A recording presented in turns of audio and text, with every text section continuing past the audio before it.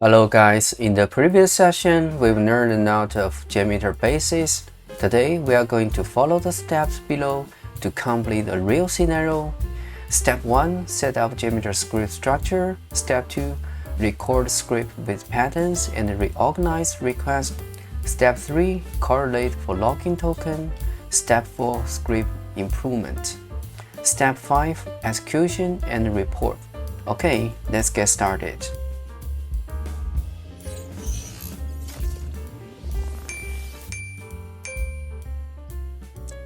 Okay, step 1, set up JMeter script structure. Okay, so what's going on here is we want to create some basic elements by the template. So we can select building an advanced web test plan. Then we have some basic elements. Then I need to create a setup thread group and the tear down thread group. We move it up a little bit and we rename this one as main thread group. Okay, so the setup thread group will be executed before the main thread group, so we can add login transactions here. Also, like create users, we can put it here. And the tear down thread group we mainly use to remove the users that we created in the setup thread group. And this tear down thread group will be executed after the main thread group. Even I put it before the main thread group. Okay, that's the basic concepts. So we can create some structures here, like let's add a transaction controller. You can copy it and paste to several ones. This one we can rename it as login, and this one is add user. This one is okay, and add user we have 2 steps, so we can move these two under the add user. The step 1 we need to open add panel. And then we have a click add user. Okay, so then in the tear down thread group, we need to remove the users that we created. So we can add a transaction controller and rename it as delete users. Okay, there we go. And in the main thread group, we have 3 steps. Step 1, first we need to remove this one. These ones, we don't need it.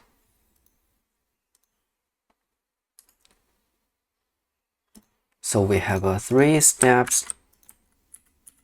Step 1, we need to load admin page. Step 2, we have a search added users, and this transaction we use it to search all users. And then we need some listeners, like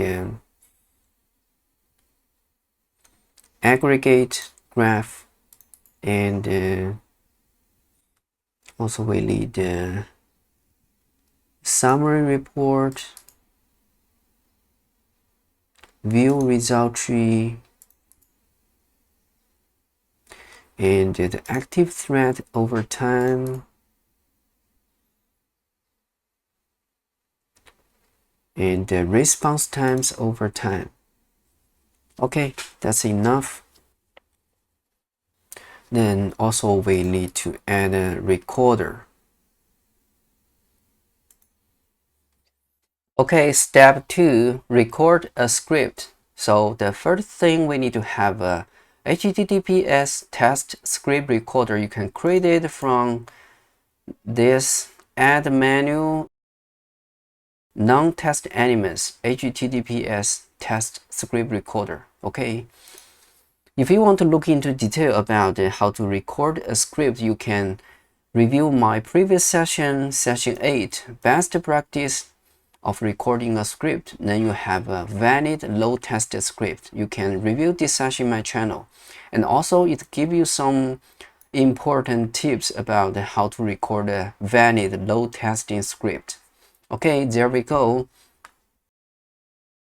So we need to configure the port number. So we give it 4/8.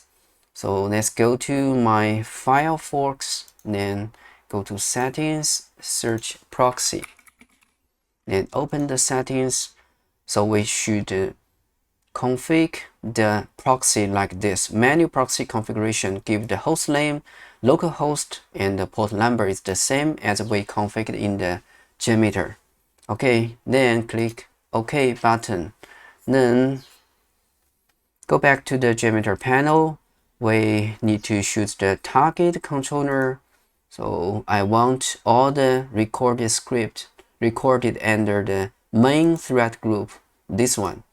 Okay, then we need to go to the request filtering. So we need to add some filter, some patterns here to exclude some unexpected request, like a static resource pictures, profile, yeah, something like that. And you can get the patterns from my previous session, session 8.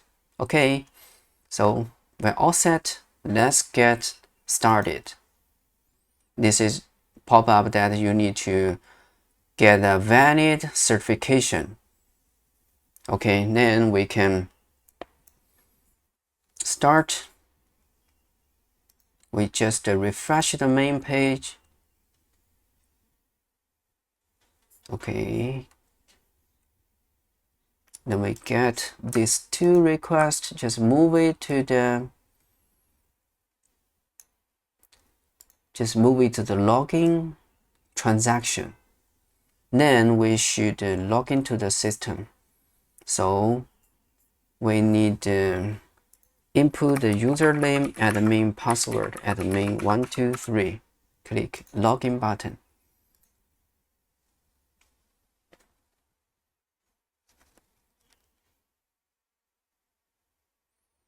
Okay, there we go. We log into the system. So in the JMeter, we have several requests recorded here. We just move them to the login transaction. Then next step, add users. So first we need to open the add panel. So let's just go to admin page and open the add panel. Okay, so we can move those recorded requests to the add panel. Then we click add user. So before click add user, we need to select the role and the employee name. Anyone you can pick up any one of them, and status enabled, username Daniel 111, password Daniel 111, confirm password Daniel 111. Then we click save. There we go. So we move all these recorded requests to the click add user. Okay, then next step, we should load the admin page. So we can just click admin again to load this page.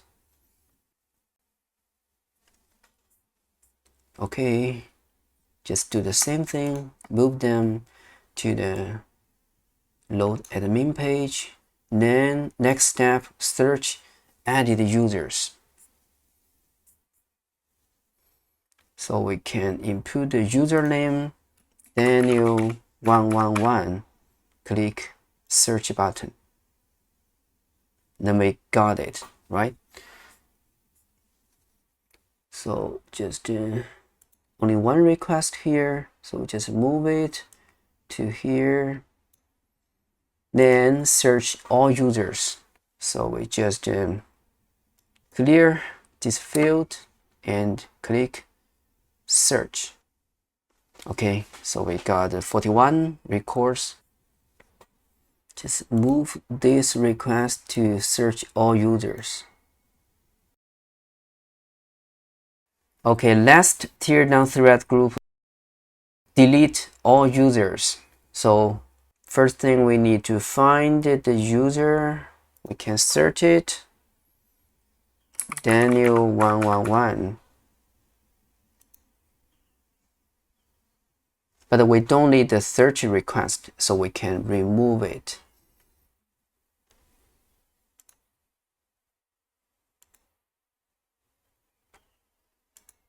So we don't need this one, so we just remove it.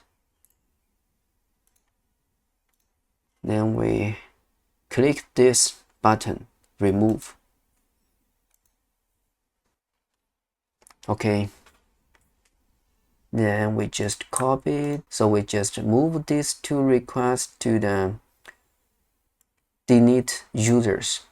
There we go. We have all the requests in terms of the steps we define in the script structure. Then we can click stop to stop the recording. Okay, step 3, correlate for login token. So let's just simply disable this one. This one we used to create an edit user. We define some username here, but for now we don't need it. So we just disable it and then go to view result tree and just execute the script. Okay, we got errors here. 401 unauthorized, so we can look at the cookie data here, and this one is the message. Also we have a cookie named orange HRM, and this is the auth. Okay, so you can see there's a token. Generally the token is static. This one is static value, which is incorrect, and I explained this in detail in my previous session about the regular expression extractor. You can go through it in detail. For now, so what we are going to do is just correlate this token variable. So we need to find where we can get the token. So basically we can find from the previous release, like we can try this one. Just in the response data, we can search token. Okay, there's a token, but it says the user account cannot be found for the reset password. So let's try this one with that token, search token. So you can see we got this token value, right? So we just copy it. It's in the request 38. So go to 38. We can create a post processor regular expression extractor. Name, we can give it a token. Also rename this one as token. Regular expression, we just copy it, so we don't need this one. So this static value, we can replace it by the patterns.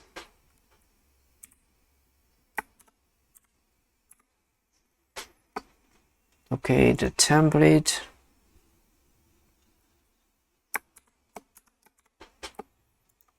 Match one, not matched. Then we put the token to the request where we need the token. So you can see we don't need this one. So we can search token, search all. Okay, we find this request lead token, right? So we just replace the static value by the variable.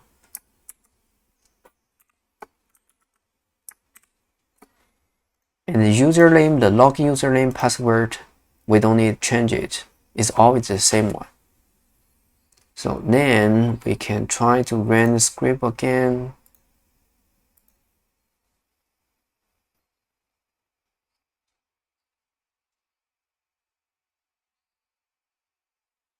Okay, it failed again. It says session expired.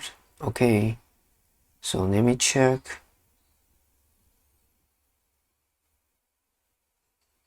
In the validate,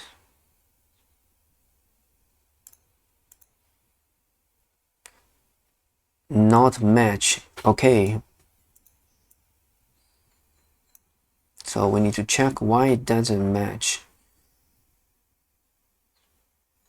So we can simply just copy this one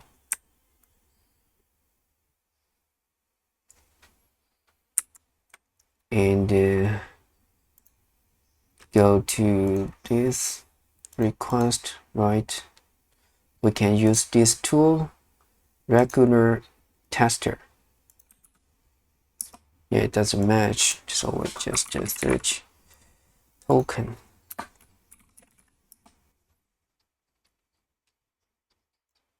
Test. Okay, this is the token. We just copy this again. So let's do it again.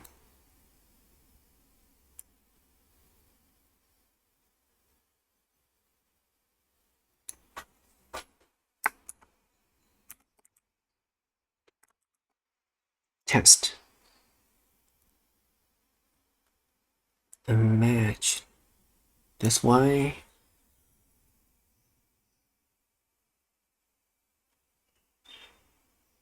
Oh, sorry, we got two brace.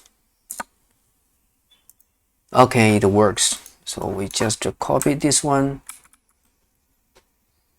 here. So we just remove. You can see we have two parentheses here. So we just remove one. It should work. Let's write again.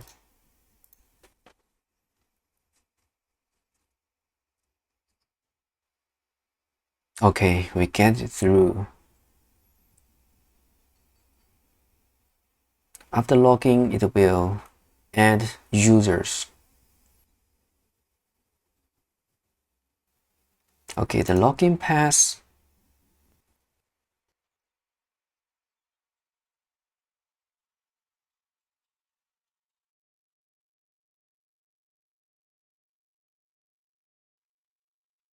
Okay, we got another error. Admin users.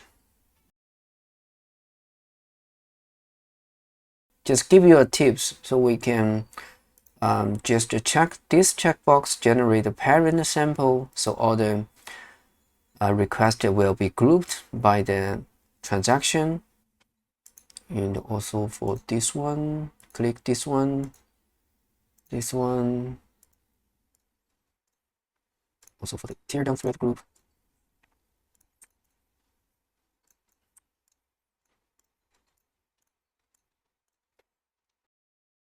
So we got a problem. We have a cleaner here. It says unauthorized. Yeah, that means we didn't. That means we have incorrect token or cookie here. Let's check the request body. Okay, we have a cookie data because we set up the cookie manager, so we have an automatic cookie here. No. Then we check for AE. Yeah, it is for AE, for AE. But this one is 1D. Okay, all of them are 1D.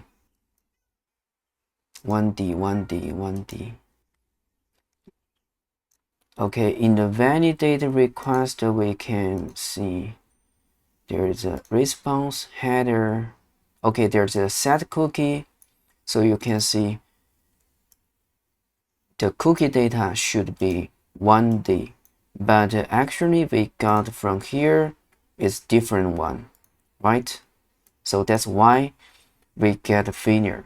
So we should try to capture the cookie and pass it to the to this request, then we can get it through. How we can do that? The 115 in the here in the main thread group, and where we get a cookie is from the validate request is under setup thread group.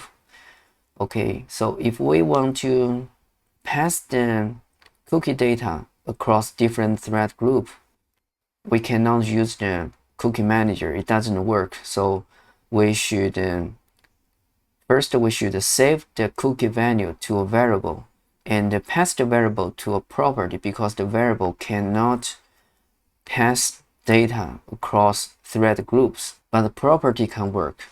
Okay, let's do it. The first thing, we need to go to the validate to add a post processor regular expression, and okay, in here we need to capture the value, the cookie value. So what is the cookie value? The cookie value is this one, orange HRM, and this is the string. We can copy it. Then we put it here. This is the variable name. We can give it orange HRM.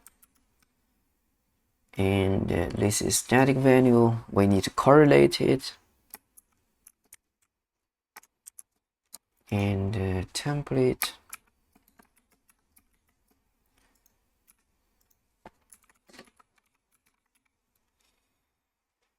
Okay, we have this one, so we need to save this variable to a property. Then we can pass it to another thread group. We can just create a, here we can create a bin shell post processor. Then we just use for first boot. We can say we should give a property name orange HRM, and also we need to get value from the variable. Okay, then we get this property. So how to use the property? We can go to the main thread group and find any request, and then we can add the property here. So we just create another processor, but we need pre-processor before the request executed. We need to capture the cookie data. So we just copy this code here. This is imported the cookie class, and this sampler get a cookie manager will get a cookie value. The value name is orange HRM, and the value get from the property, right? That's we defined in the here, right? This is the property name, so we just get it. Then we can print the value to see if it's correct or not. And after this line of code executed, all the following requests will be add a cookie orange HRM automatically. So let's try it. Just click.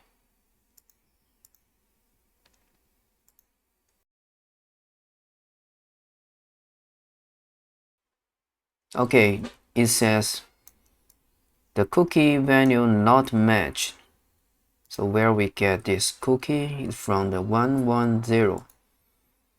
Okay, sorry, this is my mistake. This one, this host name is not orange HRM. So this is unwanted request. We should remove it. So let's just remove this one here.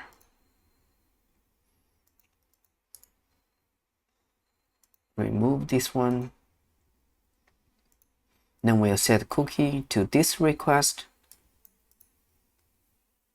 And before that, we should change the username again because this one is already created.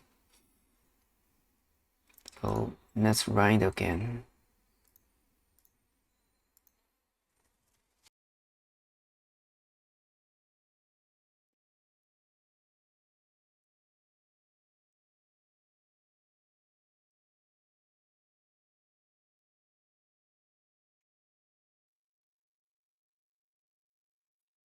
Okay, we get it. Add user passed and load admin page passed. But we failed at delete user. That's the same problem. We just copy the bin shell element to this one. Okay, before that you can see there's ID 43. There's the username Daniel111. So I think this one should be before the IDs created. So the IDs was generated based on the username. So we should get IDs. In that case, we should move this one to here. So when we trigger this request, it will based on the username to retrieve the response data. In the response data, we have the IDs. So we need to put ID here, right? So the first thing we need to get ID. So how can we get ID? We need to create a post-processor regular expression, and we can rename it get user ID.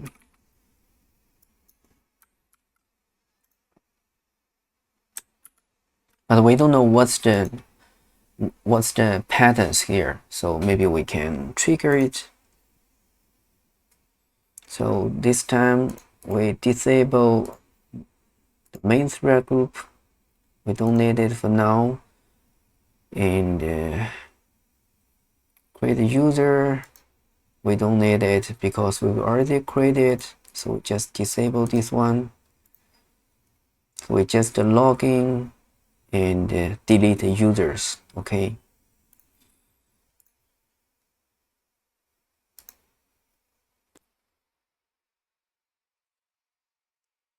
Okay, so you can see we have this request. We log into the system and create a user.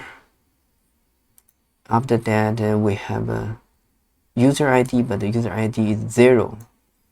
That possibly because the username doesn't exist. We can try to add a user name, delete it. So we just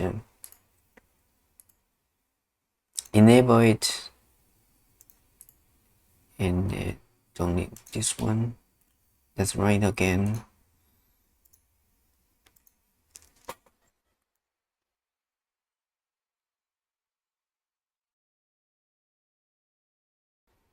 So what we want is remove the user that we created. So we need to remove the ID 55. So this one, delete user 43. That's obviously incorrect. That's because we didn't get a user ID, right? So we can just copy.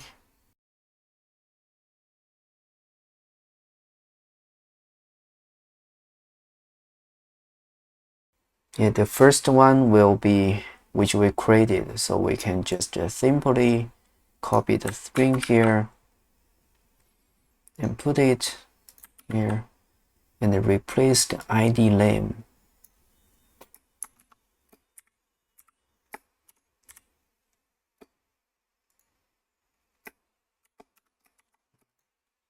Match number 1 not matched.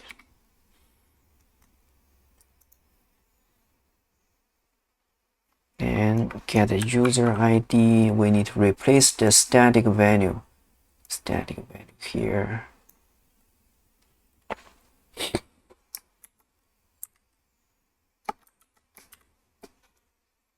Okay, let's do it again. We need to change the username.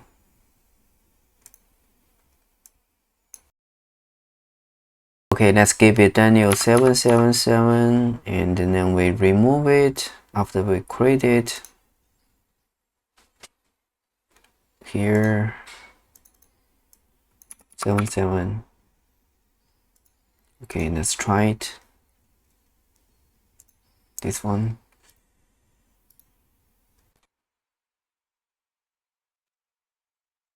Okay, let's check. We trigger Daniel777 and in the response body we have ID 64 and request we remove the 64. Okay, that's what we expected. Okay, step 4, script improvement. So the first thing you can see we have this thread group and this one main thread group we have some transaction controller. So generally we can check the checkbox, generate parent samples. Then in the view result tree you can see all the sub requests will be grouped together under the transaction controller. So that will be easily viewed. And the second thing is if we want to simulate a real load from end users, so we should like this one, the main thread group for the load admin page, we can pick up this request, and in the advanced panel we should check the retrieve all embedded resource and the parallel downloads number 6. That means when we trigger the request, all the embedded resource will be triggered out to the backend server. That's the real end user's behavior, so we should do the same thing. So just check this one. Okay, then as I said, we use the static value to create the user in the like add a user here.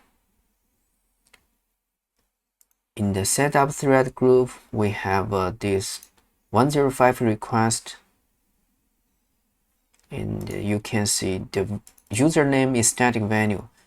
That's not really good, so we need to create a CSV dataset config. In the previous session, we introduced how to use CSV dataset config in detail for all the parameters. Okay, then we can enable this one and create a file.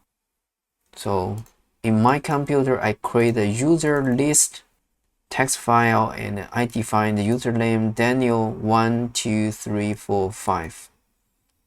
Okay, so I just copy the name here and give a variable name like a created users. Then I should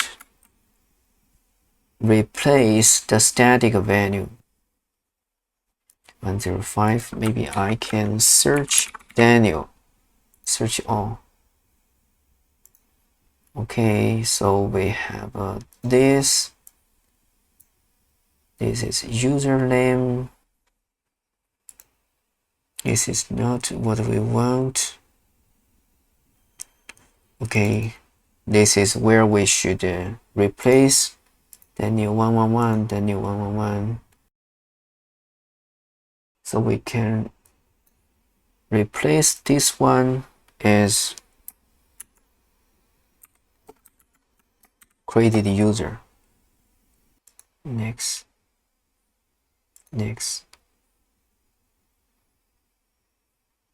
Previous. Okay, just replace it. Next. Replace it. We don't need 111. Next. Replace it.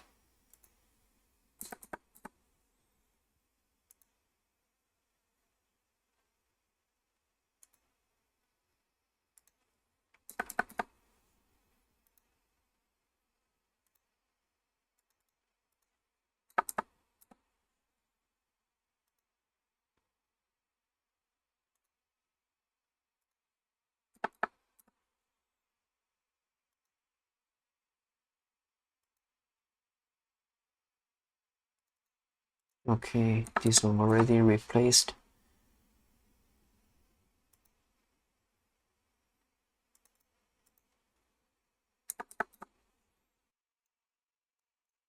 Okay, I got it. Then we ran the thread group. The username will be read from this file. And that's right. Maybe we can give it like one thread and the loop 5, so it will create 5 users from the user list.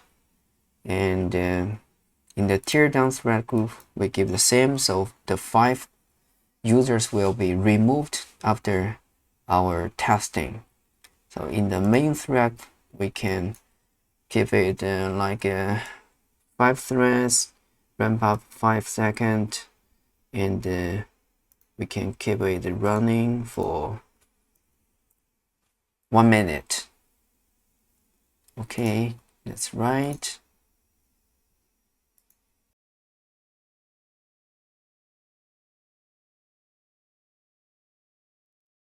Okay, so we complete the execution. So you can see we have 5 logins and add some users.